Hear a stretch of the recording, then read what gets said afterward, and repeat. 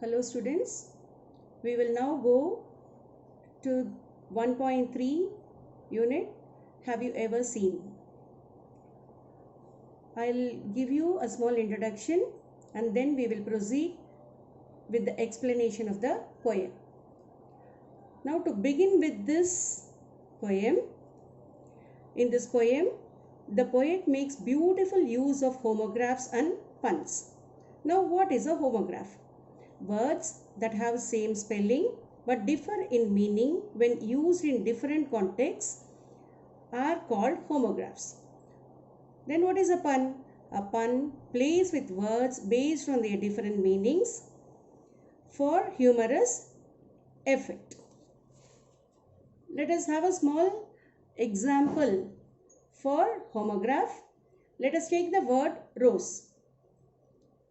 We all know rose is a beautiful flower, and we also tell that the sun rose with a golden glow. Here we use one word rose, but we are using it two different contexts which gives totally two different meanings. A pun makes an intended use of homographs and homonyms to add to the humor.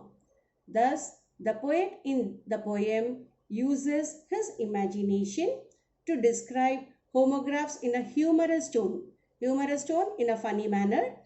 He conveys a message that things which are spelled the same are actually different in meaning and usage.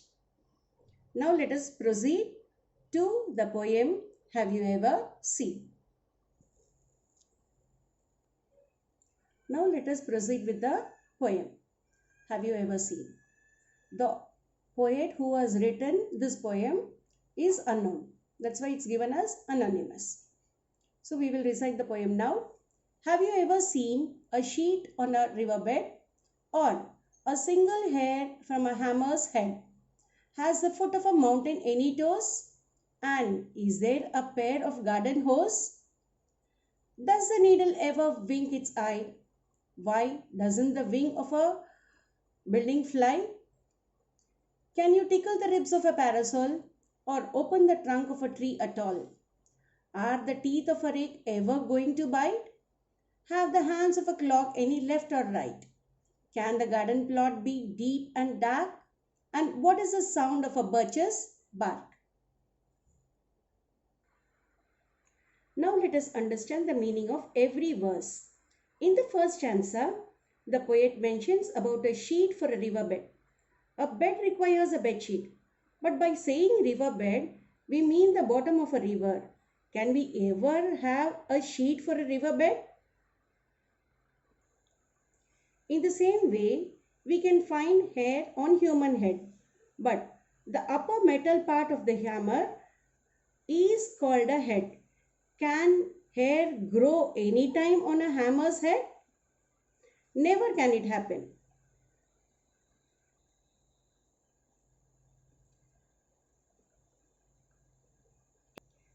The base of a mountain is called foot of a mountain. The foot here is compared to human foot, which has toes. Just because the comparison of foot is made, can we expect the base of the mountain to have toes? No, we just can't. In the next verse, a hose means a flexible tube that is used for watering plants. Now the other meaning of hose is a pair of socks or stockings. Can a stocking and a watering pipe have any similarity except for name?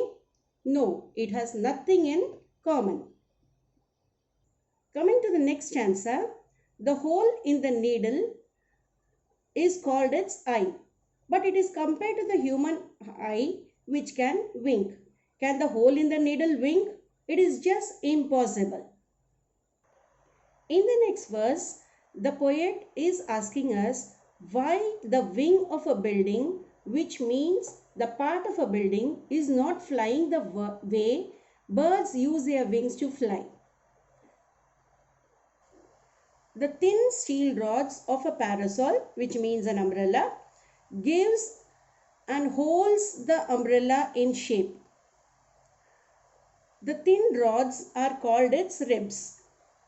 A human adult or a child, when touched lightly in a friendly gesture, which actually makes them very uncomfortable. So, though it is uncomfortable, they start laughing. But can we expect the rim of an umbrella to be tickled or to laugh? It is just unimaginable. Now, coming to the trunk of a tree, can it open the way we open a large trunk wooden box which we use as a storage? The very thought is very humorous. In the last stanza, the poet talks about a rake that cannot bite. Now, what is a rake? It is a wooden stick with teeth-like structure in front, which is used in collecting the grass that is cut. But just because a rake has teeth, can it bite? No.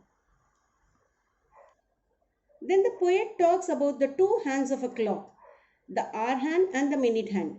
Except for the similarity in the words compared to human hands, can we say which is the right or the left hand of the clock? Next, the word plot also means an evil or a wicked plan which has deep, harmful, manipulating schemes.